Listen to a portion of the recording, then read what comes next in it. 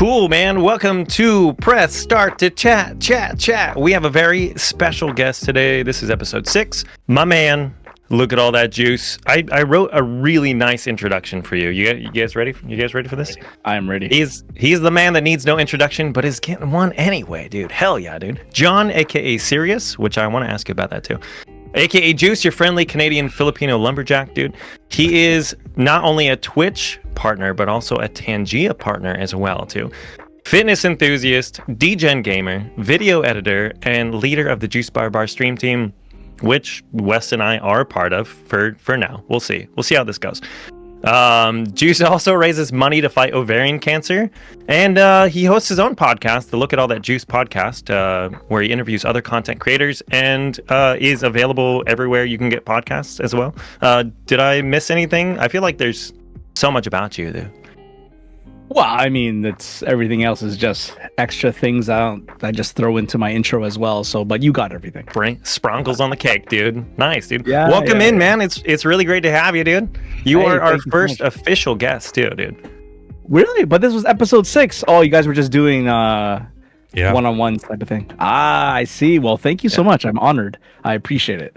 Dude, we're honored. Thank you for jumping in here, man. And let's not forget Mwest, too. You can say hi, too, buddy. I got scared. I didn't know what we were talking about, so then I just went straight to my document with Juice written all over it, and I'm like, what are we talking about here? But it is a pleasure to have you on here, Juice. You and I have met before to do one of my podcasts, and I thought we had a great conversation. And after that, we continued talking. I think you are wise beyond your years, and I think you share a lot of that information with us here on Twitch, and you share your journey with us, and I think it's all been very helpful to myself and to Sperry. And so I'm looking forward to this conversation today. Yeah, man, it was fun. I know. Well, all thanks to Sperry for making that introduction, all those months ago. So thank you to Sperry for. I told you guys, this is gonna be. I'm just gonna sit back, let you guys talk, man. I'm the third wheel here, dude. You guys have this tight little connection. So I'll tell you this, Juice. Sperry was like.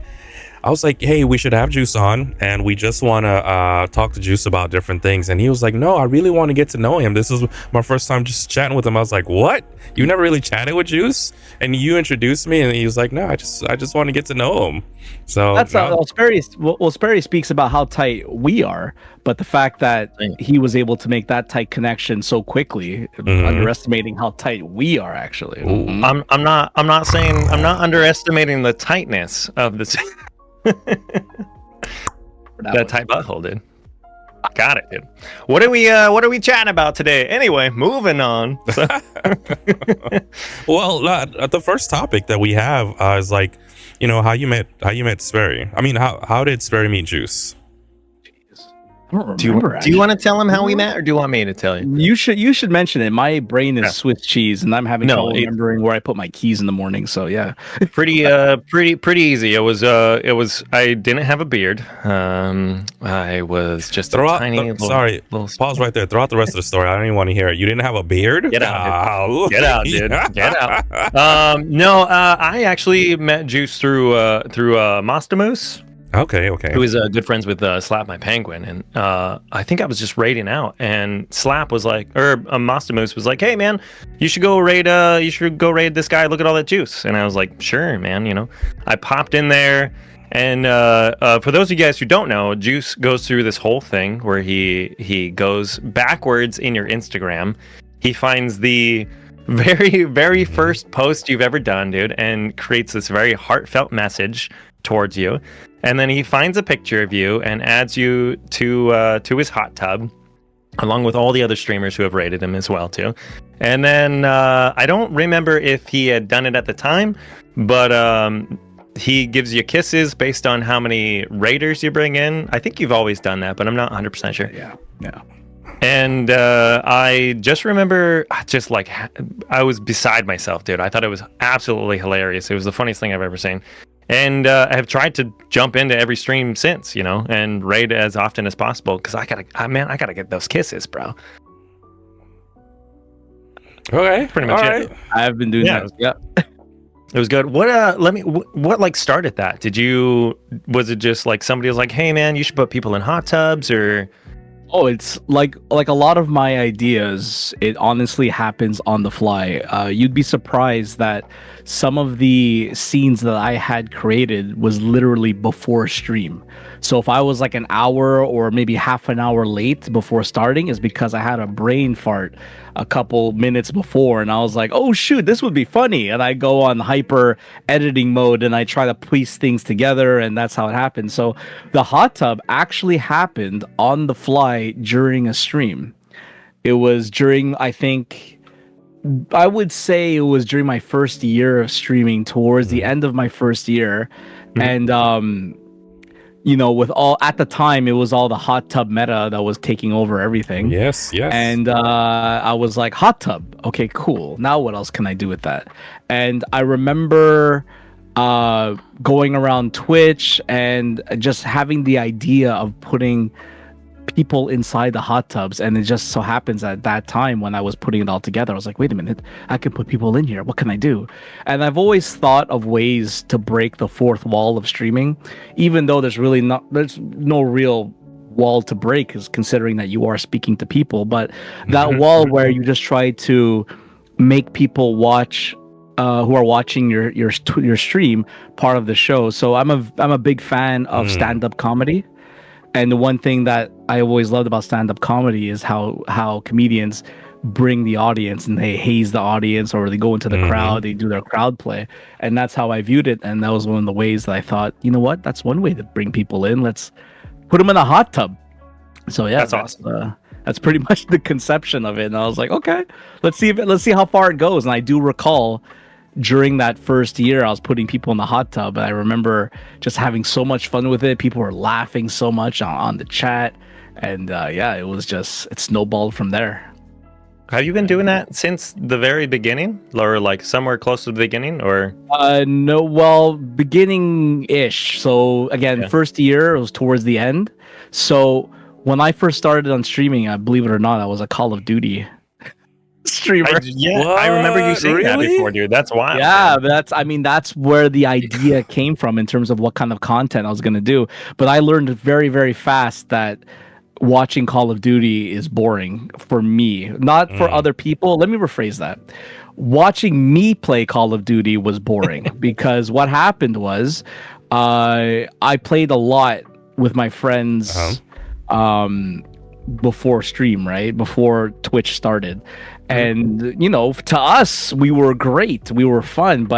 And then when you realize that your best games happen like maybe once every 20 attempts, and then to watch all the failed attempts wasn't entertaining. And then I quickly learned that I should just move on from that. So when I started venturing into more variety, one thing I kept doing was kept watching my VODs over and over again. I was obsessed. I picked apart every single stream I did. Probably the first 100 streams I picked apart, and I kept taking notes, like what I didn't like, what I liked, what I didn't like. And after a while, it evolved to, okay, what I enjoy that's funny is, again, bringing people in, and how do I do that? And that's where the whole hot tub idea sort of manifested during the stream. So it happened towards the end of my first year, like maybe it's month 7 or 8, probably. That's when it started happening. Yeah. Well, dude, I've been watching you for a long time, man. Probably 2 years, I want to say, maybe a little bit longer. And okay. I've seen some wild ideas, man. How did you want to talk about your lube, dude? Your lube streams? Oh shoot. Okay. So I was. We're bouncing around a little bit here too, dude. No, that's fine. That's fine. While I was on YouTube one day, I saw a YouTuber talk about how he hooked up pizzas to Elden Ring, the first Elden Ring game, or the second one, whatever it was. Yeah. But no, Elden Ring. Well, the first Elden Ring, not Dark Souls, but Elden Ring. And then he was like, yeah, and I could heal myself by eating pizza. And then he ate the pizza, and the character drank his potion to heal himself, the Estus flask. That's and I was like, I knew exactly how we did it. Now that I look back, knowing how to do it, it's like, okay, I saw how we did it, right? But I saw that, and I was like, okay, let's go into this. And then I met another streamer named Thorman Gander, and they play games with a steering wheel.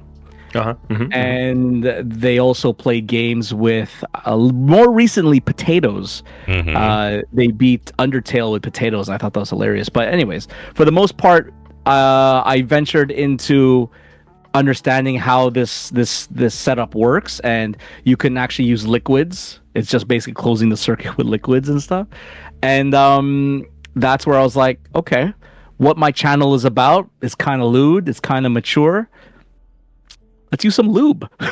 That's awesome, dude. That's what happened. And I was like, listen, my brain goes in weird places, all right? So I was like, okay, let's take these shot glasses and let's fill them up with lube and let's see what happens. And I tested it out at home before stream started, and I already knew it was going to be really messy. And lo and behold, it was, but it was hilarious. But yeah, that's how it started with the lube. It doesn't work. You did. Well, I remember that stream too. You did something else too. Did you do meat at one time as well, or?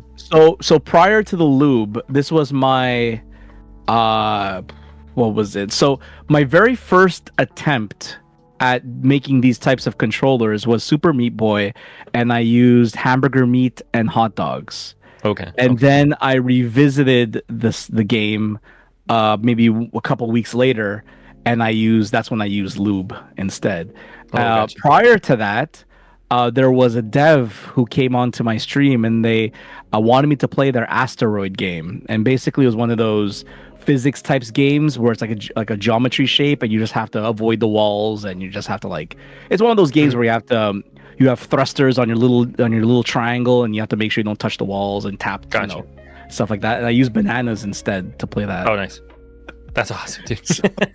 That's the story. I'm gonna be on the front page at the end of this month, and I'm gonna see if I can hook up Wukong to bananas and see. Nice. Hopefully it'll work. But yeah, hopefully. Dude, I was thinking about that with DK as well too. But I feel like the Switch 2 would recognize bananas as against their TOS or something like that. Shut down my Switch, dude. the problem with the setup is that it's a PC setup, right? So I don't know how it would work, how it would translate over. I tried hooking up this controller to the Xbox. It worked partially, but sadly it doesn't recognize the other inputs other than up, down, left, and right. But yeah, it was too bad. Wild. Because there's a lot more options on Xbox for sure. Yeah. No. West, what's up, dude? What's happening, man?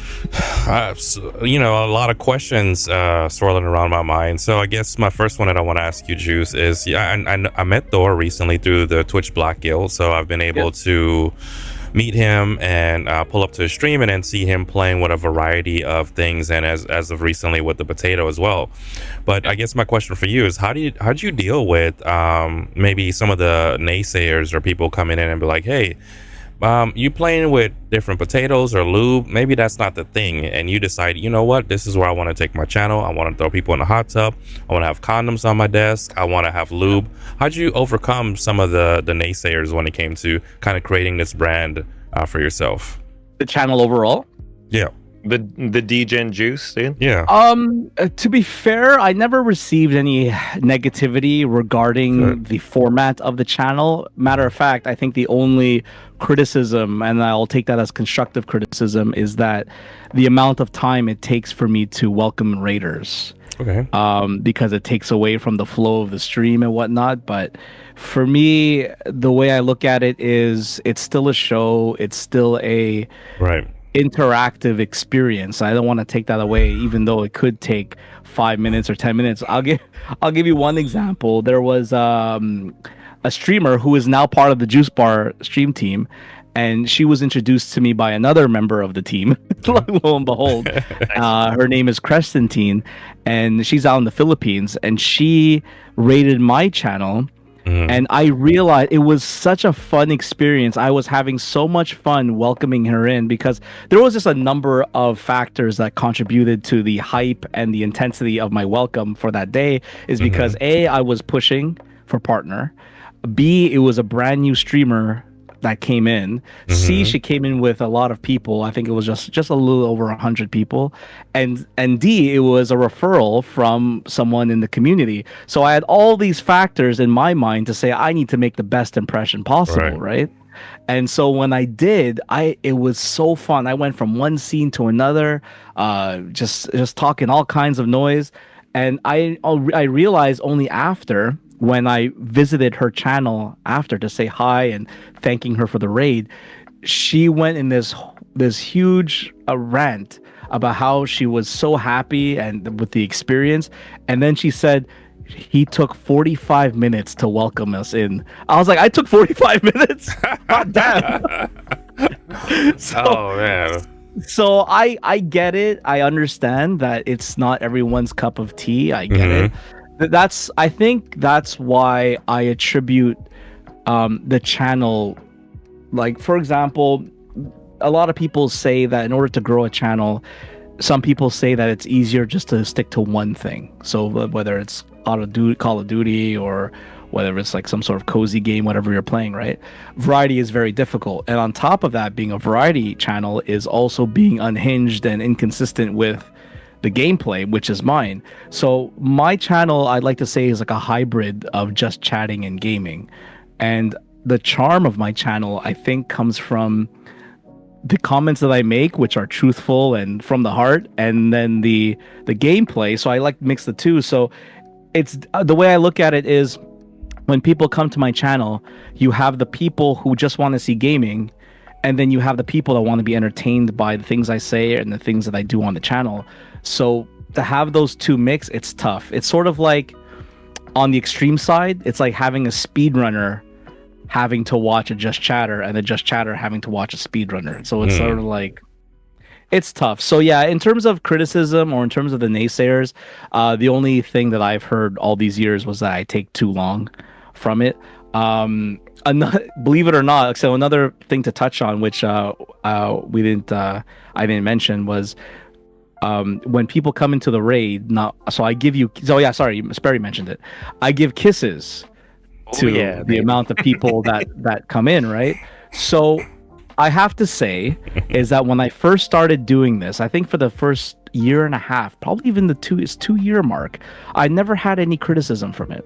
Zero. Okay. And I just went into it because I was like, I didn't give a shit. Like, I'm gonna take people in. But then as the channel grew and grew and grew, you start breaking that bubble, and more people start coming in, and more people who are sensitive to that and feel that it could become a bit offensive. And I was like, really? So again, you can't please everybody. So you either take one path or the other. The one path is you say, I don't care, I'll do me. If you don't like it, then get the hell out, right? Or you can go the other way, which is, you know what? Let's be empathetic. Let's not be a dick.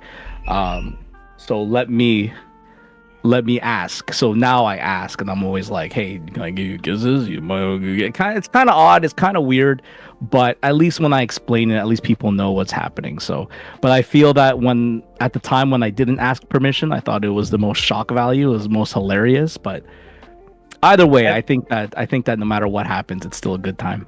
Well, to touch on that too, have you had some situations where people come in and they're like offended that you? Yeah. Oh, okay. Oh yeah. I already know. I'm very awesome. okay. There's one thing that people don't know about me is that I used to play a lot of poker. I love Texas Hold'em, and one thing you learn, I took classes as well, I read books, and the one thing that you learn with poker is how to read people, right? When you pick up your cards, for example, at the table, you get your cards. The first thing you do is you don't look at your cards, you look at people's faces, and you see the reaction to their cards, and you see you try to decipher how their looks are. It's like, oh, you got shit cards, brother. So you kind of get a feel. Information is power. So with me, when I used to do the kisses without permission, 9 out of 10 times, once it's all over, I do the "Al nombre del Padre del Hijo." I do the church. Oh yeah, dude, that was great. Off. Doves fly off. Yeah. You either see follows and you either see comments from the streamer saying, "Oh my God, thank you," or just a thank you. When you don't see anything, it's like, oh, I offended somebody. Here we go. And I recall, I went to I remember I got a shout out one time from that streamer who raided, who never said anything after it was all done. And when it happened, I was like, oh, okay. So because I was on OBS and I saw shout out, right? It just popped up. I was like, oh shoot, okay. Let me see what they said. So I pop onto the stream and their VOD was on and I watched the VOD. And as it turned out, it was someone asking the streamer, oh, how did you feel about the raid last night? And they replied with, oh, it was very inconsensual, da da da da da. Oh, they went on like a negative tirade, right? But then I was a little bit, what's the word? Again, the whole perception and astuteness came in, whatever you want to call it. I felt that person was perhaps envious of what was happening, because once they went on that negative rant, they immediately pivoted to, well, I can do good streams too. I get raids too. So it's sort of like what I felt was maybe they were projecting the fact that maybe they were just upset that they realized that they weren't as, entertaining, or maybe they weren't as captivating, and they needed a reason to say, oh, that sucks, but I can do good too, right? So I think it was more of like an envy thing on their standpoint, more than just an offensiveness. But yeah, I mean, that's I think, again, I'm reaching. Maybe I'm thinking too much about it. Maybe I shouldn't even give a shit about it. But I think that it happens. I know it happened maybe 2 more times after that. The second time that it did happen, thankfully, when I went to their stream, they actually loved it. Oh, nice. They were actually in shock, and we became friends after. So it's good. I always find it interesting. So, like watching you, man, definitely inspired the albums. You 100% inspired the albums that I do, I love them. And so, thank you, man. And so anytime like somebody comes in, and they raid the same thing, I'm like, all right, let me go grab a couple of pictures of your face, And I've had a few female specifically streamers that have been like, this is a little weird. Like, what are you going to do with my face? But I always find it funny, like the aftermath and everything, but going in and talking to the streamer themselves, I feel like the streamer generally loves it, most of the time. Viewers are kind of 50-50, with everything too, kind of like where you're saying, where it's like, all right, well, the show kind of takes a dip, or it kind of pauses, and it's like, I really want to like thank this person, nobody else really does that kind of stuff that I've seen, so you try to do as much as you can for somebody. Sure. I mean, the thing though with that is, the way I look at it is, everything that I take, for example, the Instagram comments, the pictures that I take, that's all public. Fair point. I would say it's all on display. It's not like I go to your Twitch channel and I go to your about page, and if you don't have an Instagram, it's not like I go to Google and I start Googling your name, like, let me find your Instagram. I don't do that. For sure. Whatever you make available to me, that's what I'm going to use. That's public information, right? So the second thing is, we're streaming for a reason, right? Whether it's to escape from our reality, or escape, or just to entertain, or whatever it is. The point being is, we're making ourselves public to people to consume. If you're not ready to be adored and criticized, because you have to accept both. If you're not ready for both, then you don't belong in this space, period. Then what are you doing? Right? It's sort of like, oh, I want to be in the movie, but don't talk about me. Yeah. It doesn't make sense. You have to accept the good and the bad. And there's a lot of bad, and there's all these things. And you know how it is, right? I mean, everything is paved with good intentions, right? So with me and you do the album covers, I do the hot tubs and whatever. And Wes is just a badass overall, so I understand that it could be a little bit daunting and it's a bit much or whatever, but you know what? In the end, it's your channel. You're not going to please everybody. You have to find your tribe. You have to find your audience. Are you going to bow down to that one person who says, oh, I hate your channel because you do this? right? I had one True. person in my channel once says, "Oh, you should ease." I kept telling people to raid you, but when I mentioned that you give them kisses, they said, "Oh no, I don't want that."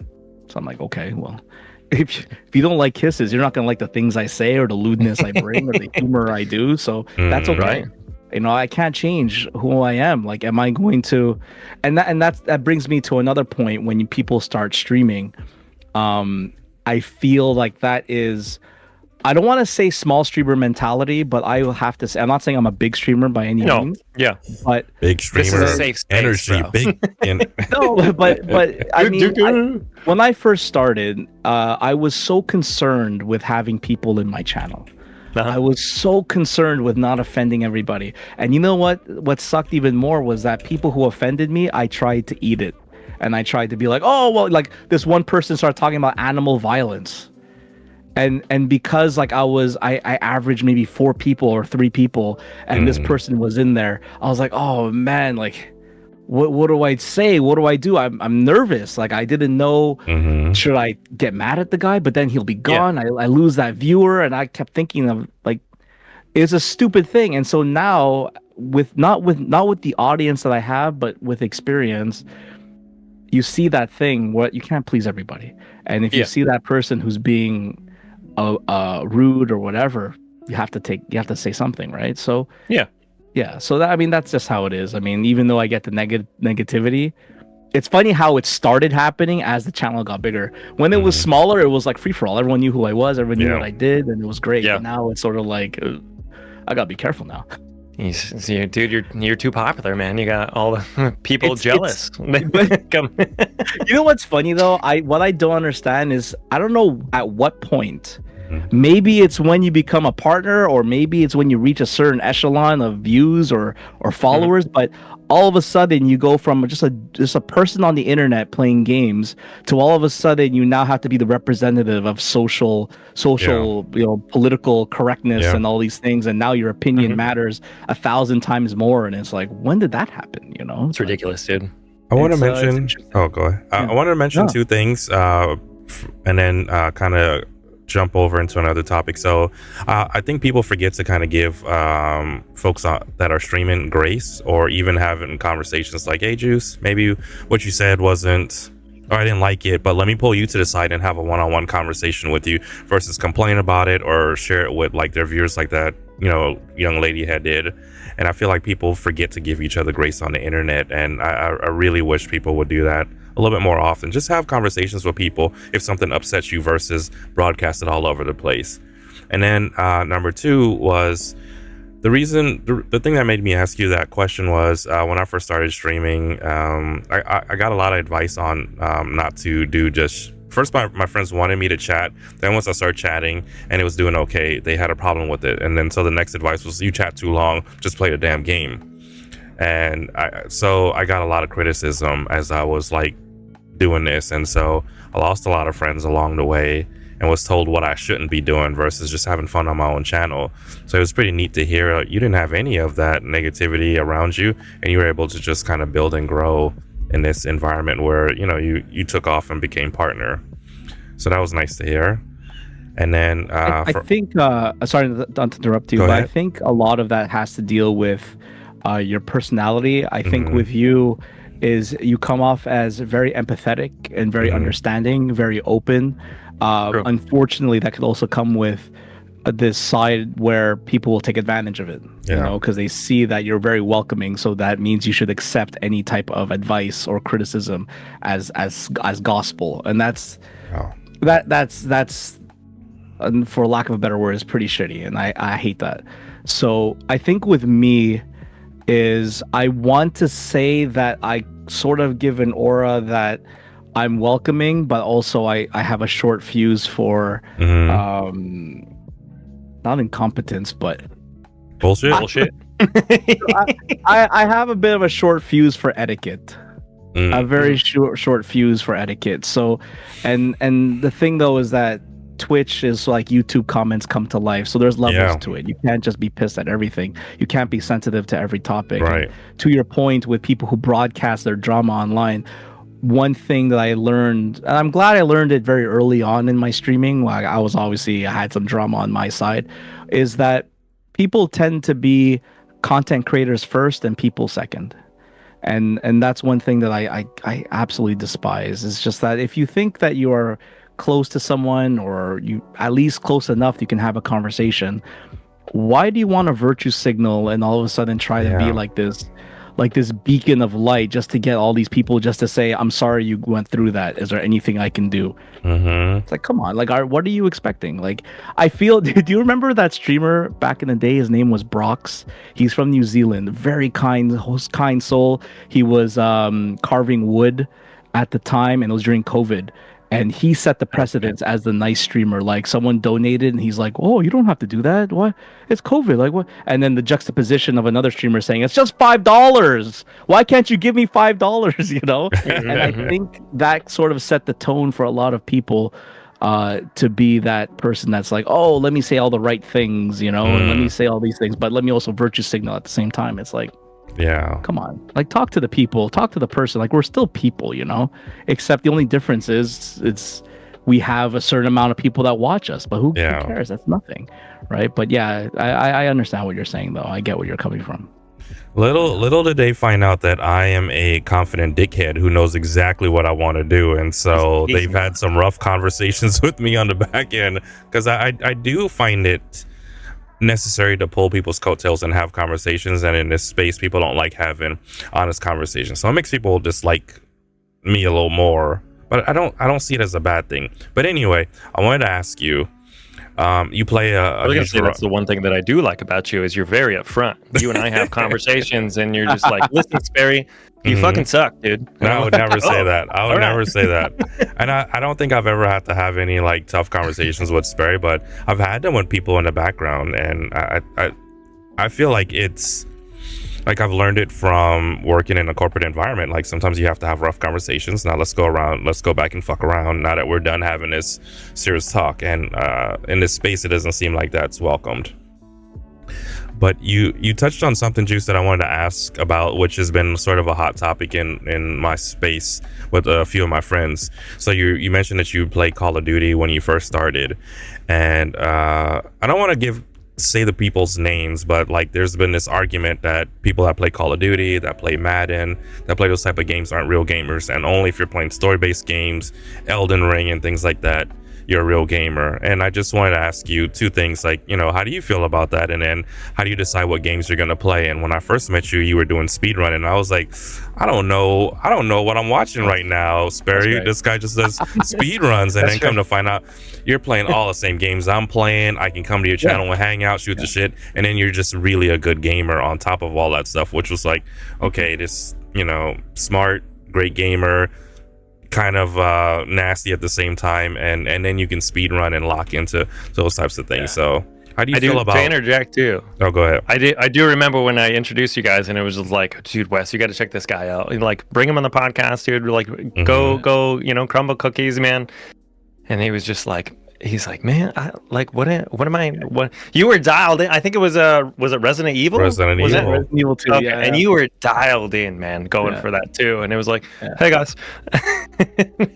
instead of like the huge welcome, you know, and everything too. I was like, no, don't worry about this, man. This is the current phase. You know, he's speedrunning. And I was like, just wait, dude. I'm a stalker, so I would come back. So like, this is taken away from the conversation, but like, how I network is, I feel like it's more genuine. I'll watch you silently, and I'll keep coming back until I feel comfortable. I'll start talking to you and the community. Yeah, it is creepy, but I want to have a connection with you. So I just observed for a little bit. So I watched you do the speed running. I spoke a few times. I just came back. I just watched to kind of get a feel of who you were, and I like what I saw. I appreciate that. Well, to circle back to your question about whether it's gaming or not, I mean, the minute you pick up a controller and you're playing a video game, you're a gamer, right? I think that people that play Madden, people that play Call of Duty, not sure where that rhetoric is coming from with regards to they're not real gamers. That's like saying how race car drivers aren't athletes. You know, it's like, for me, it's you're pushing your mental limit, you know, your mental capacity, your it's not as like what's supposed to be for example, sports? Is it because you're not breaking a sweat? Is it because you're not hitting somebody? Or is it not a game because you're not what? I guess Kind of where's the bar on it? I don't know what it is because there's no high score. Like I don't know what it is. I don't know where that's coming from. But yeah, no, everybody picks up a controller as a gamer for sure. Now, maybe if you want to categorize it, if something is more of like a sport, like an esports category, like is I don't know, a game like Palia, is that an esports game? You know what I mean? Then Yeah. who knows? I mean, basically, you can turn any game into a competitive Right. endeavor, right? It's just if you really want to break it down, I'm sure you could, you know. But no, I think everybody that picks up a controller is a gamer. All right. So, All right. Yeah. It's just a question of like, how are you casual? Are you hardcore? You know, How sweaty are you right now? yeah, exactly. It's like how sweaty, but yeah, everybody's a gamer. But Okay. yeah, Okay. And then how do you pick the games that you're going to be playing for your stream? How do you, you played Indiana Jones, you play dating sims, you do, time trial stuff. Like, how do you pick what game you're going to play next? Dinosaur with double D's? that's a very good question. That evolved over time. So when I first started year 1 to year 2, when it first started, I was playing anything I wanted, right? I looked online. I thought about, like, I used to have, for you guys don't know this because I started very, very early. I used to have something called Retro Monday, where I would play strictly Nintendo games, Sega Genesis, like old school Nintendo and Super Nintendo games. That's awesome. And I would do that, or arcade games from when I grew up, right? The beat 'em ups and stuff. And I realized then, and again, this boils down to really evaluating your content and being honest with where you want to go.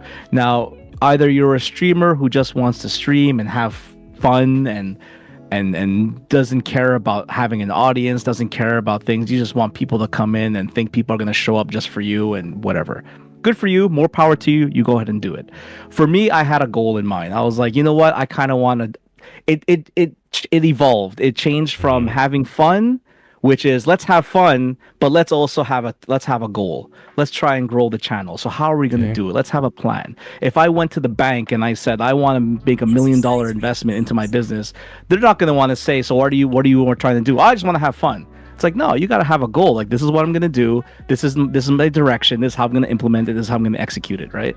So with me, it evolved from playing whatever I want to being calculative of, okay, what do people want to see me play, right? So again, I use this analogy quite often in my podcast as well, is that think of your channel like a store. Your store name is you. So in this case, Mwest, Sperry, that's your store name. You go inside and that's the game that you're playing and you're behind the counter selling it. People will come in to see the game, but then it's your job to make them stay in the store and get to know you, right? And love what you're selling. So my hook, my bait was choosing the right games. And it's not necessarily the popular games, but the games that complemented my personality, that helped me create content and the theme of my channel. So people started getting to know me, and they recognize that I'm a degenerate and I have this lewd sense of humor. So I'll choose lewd type of games, or I would try to find games that will bring out my personality. And also I would listen to the community. So one of the best successes of my channel was when people wanted me to play Souls games. And then it was only about 2 years ago where I started playing Elden Ring. I started playing Sekiro, just because the community wanted me to play it, right? But again, there's a thin line. Sometimes people will say, play this game, and then they never show up, right? So it's very difficult. So through all of that, now all of a sudden I was pushing for partner. And one of the best advice I was given was, whatever game you decide to play, the second game and the games preceding that game that you play, try to choose a game that is similar in genre. So this way, the people that are watching you will sort of easily transfer over. So if I'm playing Skyrim or Fallout, consider playing Skyrim. If I'm playing Skyrim, consider playing, something that ties into the previous. Don't jump too hard with that. And then tied into the type of games you play is try the finisher games, because again, that ties into the fact where someone comes to your channel and they're watching play Skyrim, and then 30 minutes later, oh, I'm bored, and now you're switching to a shooting game. So that person's gonna be like, oh, what the hell is this? So you're not gonna build that rapport. And in the end, the reason that the excuse I'm gonna get is, well, I'm a variety streamer, I can play whatever I want. That's what it means. Like, okay, well, that's good luck. Don't call me out like that, Juice. I'm not finishing no games on my channel.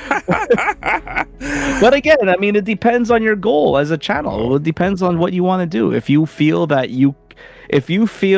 your channel is basically, you know, I want to do what I want when I want, then that's fine. But if you have a goal, I'm telling you that the key that's going to help you is having some structure.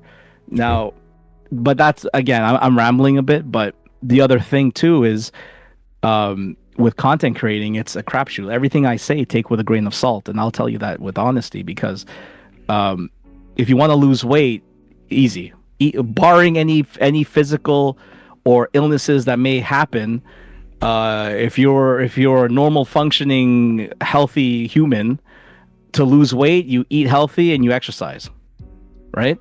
Right. And you will lose weight. Content creating, what's the same thing? Have a consistent schedule, have this, have that, you know, all stream the hours and whatever, but does that guarantee success? No. Nope. So that's the problem, right? People can see the formula, but they won't get the success. So, but the thing is, that formula is tried and true, because in the end, you need to have some sort of base that will give you your best shot to get there. That's what I think. So, but yeah, in terms of choosing the games, it went from tying in to that. And nowadays, I try to choose a game that people want to see. I know it's kind of bad to say. I don't want to say that I only choose the new releases or popular games, but games that people want to see. So that's what I try. That's what I try to choose, and obviously games that cater to my personality. Whether it's old or new, if it's funny to me, then it'll be funny to you. So I think that was some great jewels. So if you see me turning to the side, I was typing it up. Yeah. But a lot of the gurus will tell Share those you notes. only play games that have like aren't as saturated. And I found that when I'm having fun, my audience is having fun. So I don't necessarily have to chase after all the new games, but I want to play something that's fun, that's interesting, something that's slightly newer, but it has to make sense to me. So it has to be a game that I'm also interested in. So if those things don't line up, I don't play it. And so, like, to your point, you know, start to play things more in the same genre, play things that you're interested in, and kind of keep it, you know, semi-fresh. Yeah. So I actually experimented with that. I experimented with that idea, and my other buddy, Duo MTL, broke my study. he skewed the results. So this is what happened. One day I was experimenting, because I'm a numbers guy. I've always been in sales prior to the job I have now. I've always had a sales job. I've always had jobs where I had to sell a product, sell myself, and numbers were what I depended on. Numbers got me paid, right? So I started experimenting, and I started looking. I had this thought in my mind that if I play a game that no one is watching, or let's say I choose a retro game, let's whatever game, let's say Donkey Kong on the NES. I don't know if anyone's watching that game. I think I'll be the only one playing that game, right? My theory was, if I play that game and I go to the category, no one's watching it. Sure, there's people following it, but no one's playing it, no one's watching it, right? That means the only people that are going to watch me are my audience, which means that I'm not going to get any first-time viewers, first-time chatters. That was sort of my thought. So I said, you know what? Let me play something, Monster Hunter New Worlds, whatever the new Worlds, I think was the newer one that came out. Let me play the Monster Hunter game, and let me see which Monster Hunter game is good. And the one that was out was, which one was the first Monster Hunter on PS4, PS3? I forgot which one it was. But it was a Monster Hunter that was pretty popular. Well, yeah, there was a popular Monster Hunter game, I forgot what the name. Anyways, and I saw that the activity. I went to like one of these websites, and I saw that there's a lot of people watching, a lot of people playing. There's probably like maybe 100 channels streaming it. I was like, you know what? let me take advantage of this. I have an audience, thankfully. I have people that watch, so maybe it'll bump me up a little bit. And for the most part, I was right. The minute I played it, there's more people playing it. I had more first-time chatters that day than most days I had during the month, right?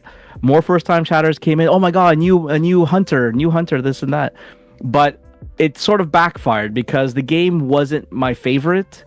I tried getting into it. I wasn't feeling it. The content wasn't there for me. Remember, you choose a game that will cater to your personality. The numbers is one thing, but personality-wise, there's nothing degenerate about it.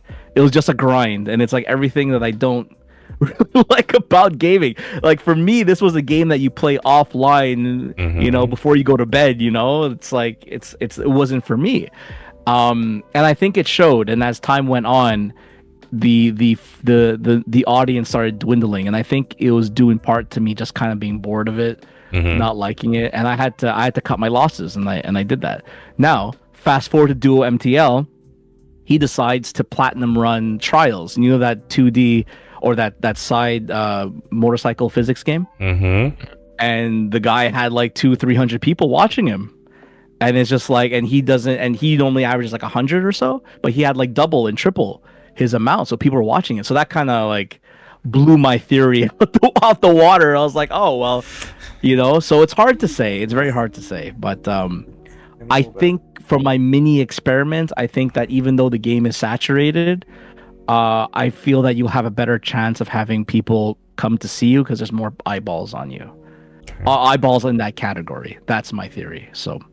Do you have a game too, along with that topic, do you have a game that you felt like kind of hit everything? Like you enjoyed it, it was good for content, like, you know, everybody, you got new viewers off of it? Like, well, in terms of degeneracy, no, but it hit 3 out of those 4 boxes, which was there was an audience, it was fun, and I enjoyed myself. It was Resident Evil 4 remake. Nice. And I love. I know that numbers can bring on a negative and positive onset with your mental health. And again, I say this so often: don't compare myself to you unless you know you. Like my experiences has molded me in a way.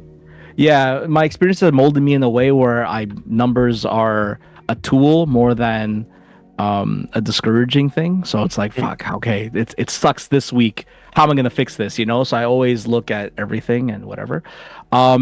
Resident Evil 4, I felt was in that Goldilocks spot of viewership. And again, this was during the time when I was pushing for partner, and I was choosing my games strategically. You know, imagine if I chose Call of Duty, because again, it's no slight on Call of Duty players. I suck at the game. No one wants to see me play that game, right? So if I chose that game, it would tank. So I had to choose my game strategically, and then I was thinking, okay, what's a good game to choose? And it was Resident Evil 4, and like I said, it hit all the boxes. People loved it. It was in that sweet spot where it wasn't unpopular, and there was still a lot of interest for it. I have no idea why. It wasn't like there was a new Resident Evil on the horizon or anything. It was just in that sweet spot of like, this is the game that everybody wants to see, and I enjoyed it, and that was great. But keep in mind, though, even though during that time I was, trying to chase numbers and trying to chase partner and stuff, I still chose games I love to play. Right. I got criticism for playing Baldur's Gate, for example. People thought that I was completely bored of it. People accused me of playing games strictly for numbers. And yes, I chose games that would give me a good chance, but I also enjoyed it.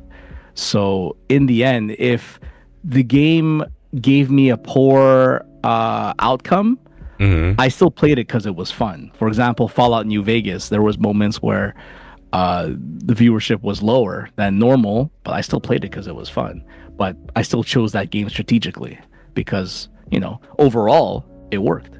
So I think that's kind of the thing that like misses out, like as you become like I would say like as you start to grow your audience, for sure, is that mindset of like, oh, I need to play, you know, this game because it's got more viewership, versus like, I need to play this game because I'm gonna have fun, you know.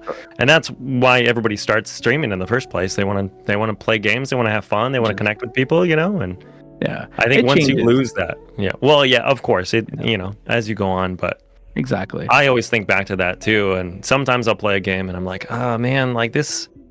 Everybody kind of likes this, but I really don't like this game. Like I'm bored, dude. Like this, and you can Yeah. tell, you know, I'm just like, oh, somebody raided. Let's take, you know, let's go do something else.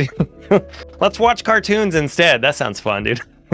I mean, I have to say that there were games that I did power through because I really didn't enjoy it, but it wasn't because of numbers. It was because I wanted to finish it. There was a difference. Like people want to see you finish games, and even though it was a drag for me to play it, whether the numbers were good or bad, let's finish it, and let's finish it quickly at least, and let's move on. But I never quit a game because numbers were bad. I quit a game because I wasn't having fun, and I wasn't having fun not because the numbers were low, but because I just wasn't having fun. And Monster Hunter is a good example of that. Like I wasn't having fun with it. Let me irritate everybody really quickly. Whoever, all the millions of people that are watching this, there are two types of people. There's people that like the analytics and like the numbers and pay attention to it, and it helps them to grow and pick a direction. In every fucking thing we do in life, you're rated. There's numbers, there's analytics. That's your job. They look at your performance, they rate you, they look at your numbers. Streaming is the only place where it's like, I don't want to see my numbers, I look at it 6 months down the line. Well, bitch, how do you know where you're supposed to be going? How do you figure out how well you're doing? Like, if you plan to grow and want to figure out what direction to go in, you gotta take a look at your numbers. You gotta look at your VOD. You gotta be okay with those. They hurt my brain. I'm stressed out. Okay, then I don't want to hear this shit 2 months down the line when you don't know why you're not growing, because you're not paying attention to your shit. And so, like, when I met Juice and he was like, look, I'm into numbers. I pay attention to it. I look over it. I don't let it make or break me, but at least I know what direction to go in. Thank you. I do in my real life job. I do reporting and analytics. I'm always looking at numbers. So I let somebody else rate me, but I can't rate myself. This is my job. This is my business. And so I want to look at the numbers on a day-to-day. I look at where I stand, where I need to go. And I've been able to navigate the streaming space based off of my numbers. So meeting other like-minded people who aren't afraid to be like, yeah, look at that shit. That's how I figured this out. Right? It made me feel like, okay, there's other people in here and I don't have to hide that, you know, the numbers have a purpose, but you can't let it just consume you or make you control your mood. Like, you can't be happier, you know. You're going to be consistent, and some streams are going to pop off, but on average I'm doing pretty good in this space. And I think that's important for people to be able to understand and what those numbers means. Like, I'll have friends that'll be like, I'm not doing well, everything sucks. I just looked at your fucking numbers. On average, you're doing way better than you did last year. Why are we crying right now? You had a bad stream. On average, you've had 20 great streams. What's the problem here? So thank you for saying that. And I'm sure someone's going to get irritated seeing it, but I just get so irritated behind the numbers conversations with people. Before I say anything, Sperry, were you about to say something about that? Oh, I was just gonna say real quick. There's people that we know that I always find it funny talking to them and them saying the same thing of like, I don't know why like my content isn't doing well, you know, or this or that, you know. And it's like, well, what's your plan, dude? And it's like, oh, I just want to have fun, you know. And it's like, well, okay, well, you can have fun and you can also boost those numbers, but you gotta have a plan. Have fun, bitch. Get out of my face, crying. I think because the reason why Twitch is one of those places where they don't want to talk about it is because I think there's a stigma. There's a stigma between caring about numbers, and then that automatically makes you into, I don't know, a greedy streamer. Like, you're thinking about numbers, you're thinking about money, you're thinking about how to, you know. I think because of that, they associate it with a negative mindset, where the minute you think about numbers, now you're automatically a type of streamer that only wants to look at, you know, I don't know, money you're bringing in. You don't look at your viewers as friends. You're looking at them as numbers. Like, you have like all of a sudden this mindset of like a robot, and you're just disconnected and you're greedy. I think that's why that is there, and people have to understand that you have to have direction with your streams. You have to have an idea. Now, this is my rebuttal to it all. if you don't care about numbers, if you don't care about these things, then why are you turning on your affiliate button? Why do you have a subscribe button? Boom, roasted. But it's true though. I mean, if you're just doing it for fun, then why aren't you turning that off? Because you want to make money, because you want to make a living, perhaps you want to try and get full time out of this. Like so then in that case, what are you gonna do if you had a boss? You're your own boss, let's say. Yep. What are you gonna tell yourself at the end of the month because you underperformed, or it's like, I only got $5 this week? What are you gonna say? What are you doing then? Then you have to. I mean, yeah, I get it. No one wants to bring themselves down and say, I did shit this week. I don't know what to do. But you know what? That's the reality. You get any job, you underperform, you're out, right? Now, to keep that in mind doesn't mean you have to be like this tyrant and be this money hungry, like I'm going to turn this into a business type thing. There's ways to go about it. When I start stream, no one knew this, and I think I mentioned this before, but I'll say it again. When I started streaming, I lost my job, right? I lost 18,000 net per year from the hit I took because of COVID. And that's net, right? So you can imagine gross wise how much I lost as well if you want to look at the bigger picture. When I started streaming, I didn't think about the money. I did not. Zero. I had no idea that you could make money. Let me rephrase. I had no idea that I was going to be able to make money off the platform. I was watching a lot of Dr. Disrespect, a lot of Nick Merckx, Tim the Tatman, Cloaksy. All these people were I remember I started Call of Duty, so I thought I could be a Call of Duty streamer, and all these people were making money off of it, right? All of that was unattainable to me. I looked at that and I said, you know what? These guys are making hand over fist. No one's going to watch me, but I'm going to have fun with this. And I wanted to have fun. My whole point was I was so sad and depressed from COVID. I was so sad and depressed that I lost my job. I was so sad and depressed that I lost a lifestyle that I used to have. And I was like, I've always wanted to break into entertainment. My buddy Harley, who is the star of Epic Mealtime, inspired me for YouTube from 9 years ago now. And I was like, you know what? Let me try this. Duo was encouraging me to start streaming, and already the first thing I did was let me dress up my stream to make it look like people will think that I've been doing this for years. And before I hit start, I researched everything. What's a stinger? How do I use a green screen? What equipment I needed? And I made sure it was as polished as I could make it, right? And when I got my first sub, I was like, whoa, someone gave me money? Holy crap. And I never paid attention to it. Never. Then one day, I was getting more and more subs. This is not a flex. This is by far not a flex. But I started streaming the first month. I got affiliate almost 4 years ago now. I've never missed a payout. I've never made a subathon. Closest thing down. I don't like hanging out with rich people. There's brokies who never get anything. This guy right here. No, but what I'm saying though, the point I'm trying to make though is that you can be a numbers guy and not talk about numbers at all. Right. Yep. And not be consumed by trying to make money. I've never did a subathon. The only time I've asked for money is when I do my ovarian cancer charity. All the prizes I gave away were out of pocket. At least, sorry, not for the last one there because it was donated by the community. All the systems I gave away, but I paid for all the shipping. I put everything together. I put my time and effort into everything, and the way I looked at it was, I'm going to earn your time. I'm going to earn your view. I'm going to earn your money. I'm going to earn everything. If you don't want to donate, that's okay. Don't. But if you do, at least I know I did it without asking. And that's the thing. But if you want to ask, go for it. More power to you. If you want to do a subathon, more power to you. I love the fact that you can do it. I love that you have the confidence to be able to do the subathon. I don't. That's like, for me, it's like, oh man, I owe you something big. Like, I don't know if I can do that. And I feel so bad because for me, I want to give it back to people. Right. So, I mean, when I got my biggest payout before, the first thing I did was I donated subs. I gave bits away. You can see my taxes at the end of the year. I made, let's say, $100. I gave away $80. Like that was the ratio, probably more. I'd say maybe $85. I did the $90. calculation. He made 100,000 and he gave away $800. Right? That's quick math. No, but I give away